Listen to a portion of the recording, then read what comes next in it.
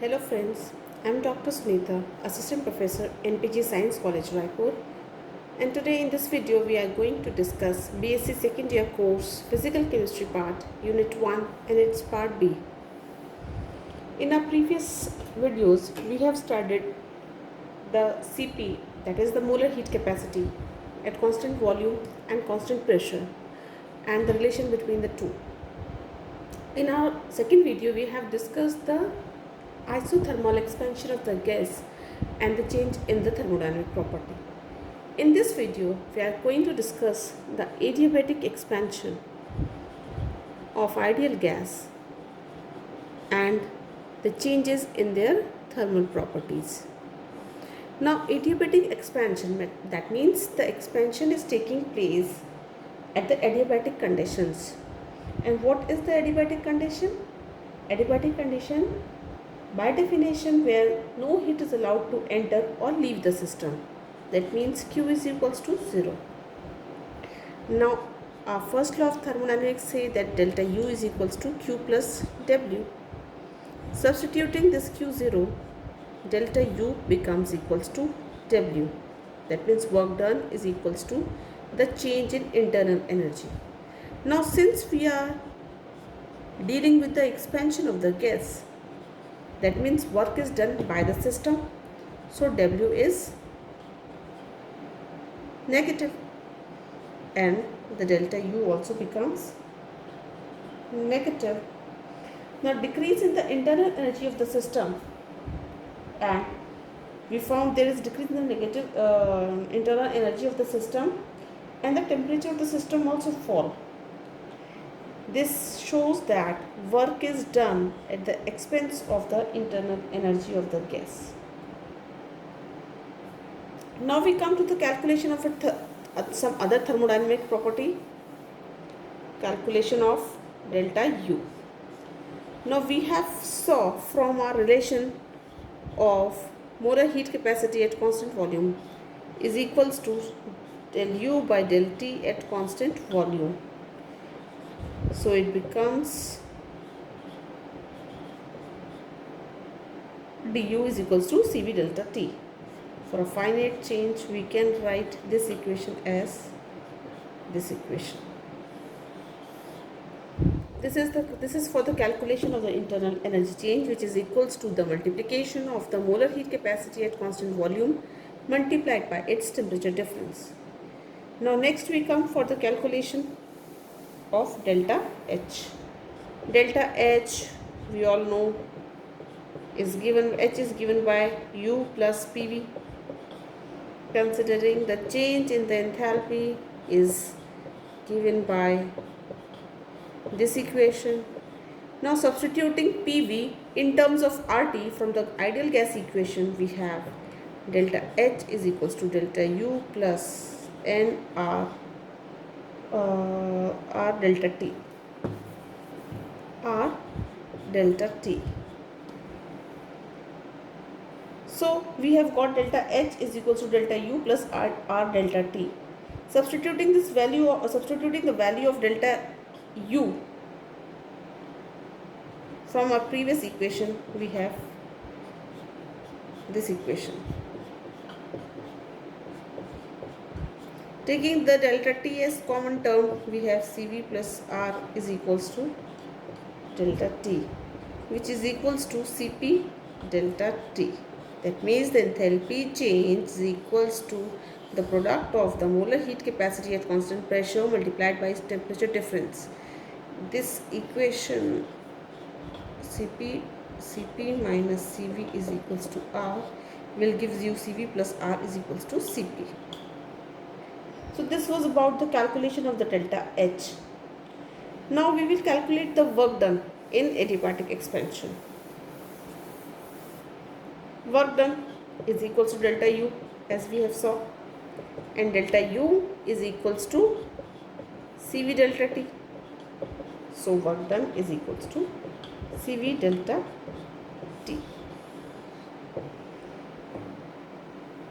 So it is evident from the above equations that the magnitude of delta U, delta H and W will depend upon the magnitude of the temperature difference.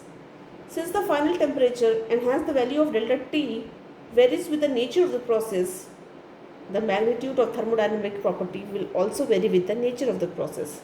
Now, by the word nature of the process, we means whether the process is carried out reversibly or irreversibly. The expansion is carried out in reversible adiabatic expansion or it is a irreversible adiabatic expansion. We shall now proceed to calculate the final temperature that would be attained in reversible and irreversible adiabatic expansion. So we will take the two processes, reversible and irreversible, one by one. Reversible adiabatic expansion. The final temperature in reversible adiabatic expansion can be calculated from the expression which relates the initial and the final temperature to the respective volumes or pressure. Let us see how. Let P be the external pressure. P is the external pressure against which the expansion is taking place, and delta V is the increase in volume. So the external work done by the system is equals to minus P delta V. Now this W is equals to delta U from the first law of the equation. Now if delta T is the fall in temperature,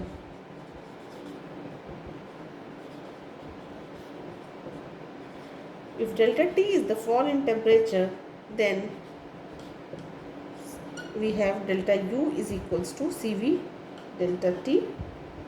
Equating these two equations, we got CV delta T is equals to minus P dV. Now for the infinitesimally small quantities which actually takes place in the reversible expansion, we have our CV delta T is equals to minus RT dV by V, and this equation becomes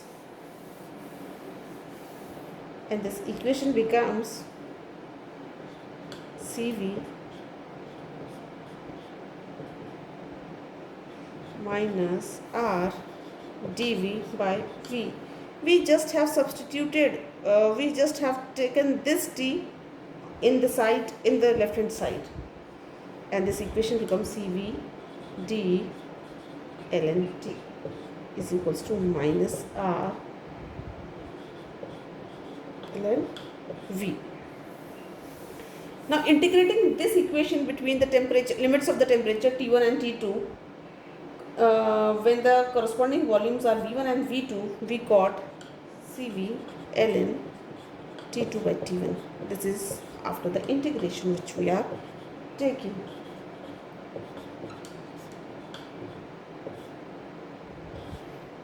And if we have to replace the sign, we have to make it positive. How we will make it? We will reverse the equation.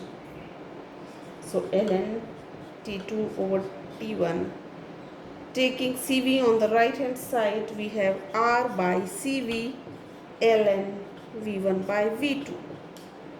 Now we know that Cp minus Cv is equals to R, and putting Cp by Cv is equals to gamma, we have our expression like this.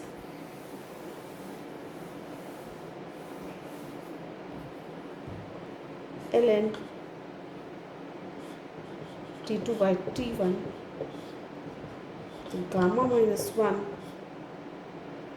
ln V1 by V2. From these two equations, the value of R by Cv can be written as gamma minus 1. And further solving the equation, we got the value of T2 by T1 as V1 by V2 to the power gamma minus 1, which can also be written as T1 by T2 divided by gamma 2, V2 by V1 gamma minus 1. So the relation between the temperature and the pressure, if we see,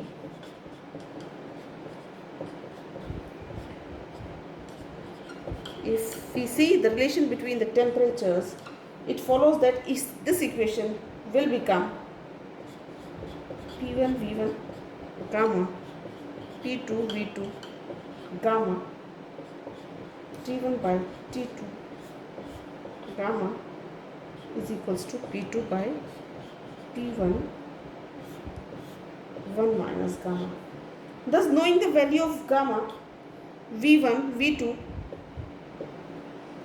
or P1 P2 and the initial temperatures, the final temperature can be easily calculated from this equation. Either from this equation or from this equation, we can calculate the final temperature. So this was the adiabatic expansion, which was reversible. Now we come to the irreversible adiabatic expansion.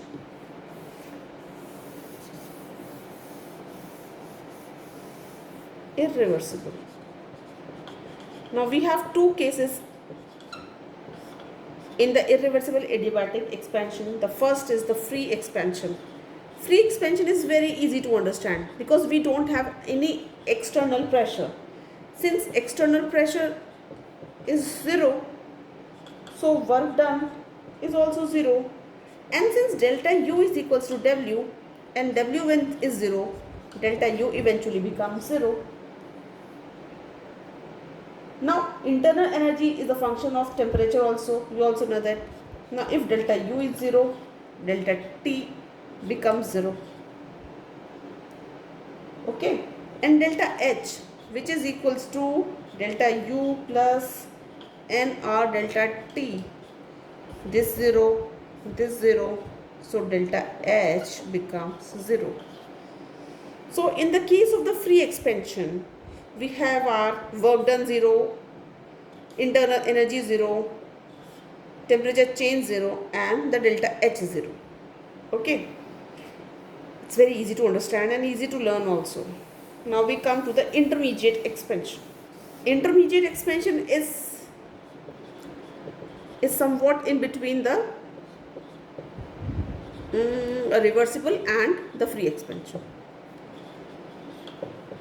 Here the final temperature we are going to calculate. Now how? Suppose the volume of the gas increases from V1 to V2 against the constant pressure of the gas. Then the work done is given by this equation, where V2 is the final volume and V1 is the initial volume. Now from the first law of equation, we know that delta U is equals to Q plus W. Now this is 0 because this is adiabatic. So our delta U becomes equals to W, or W is equals to CVDT, CVT2 minus T1, because delta U is equals to CVDT. Since delta U is equals to CVDT, delta T is the temperature difference, T2 minus T1, so work done becomes CVT2 minus T1. Now equating these two equations of work done, we have P external V2 minus V1 is equals to minus CV T2 minus T1. On solving the equation, we have CV T2 minus T1 is equals to P external V1 minus V2. Further solving the equation, we have CV is equals to RP external T1 P2 minus T2 P1 divided by P1 P2. This equation came while we have substituted the value of V1 by RT by P. So this equation can be written as P external RT1 by P1 minus R minus RT2 by P2. And solving this equation, CVT2 minus T1 is equals to P external RT1 by P1 minus RT2 by P2. We got this equation for the final temperature calculation. Knowing the value of Cv, T1, P1, P2 and P external, we can readily calculate that P2, that is the final temperature of the gas. So this was the case for the intermediate expansion, adiabatic expansion, intermediate irreversible adiabatic expansion of the gas, where we have calculated the final temperature by this equation. So this was about the adiabatic expansion. Hope you will got the things in a very clear way. Thank you all.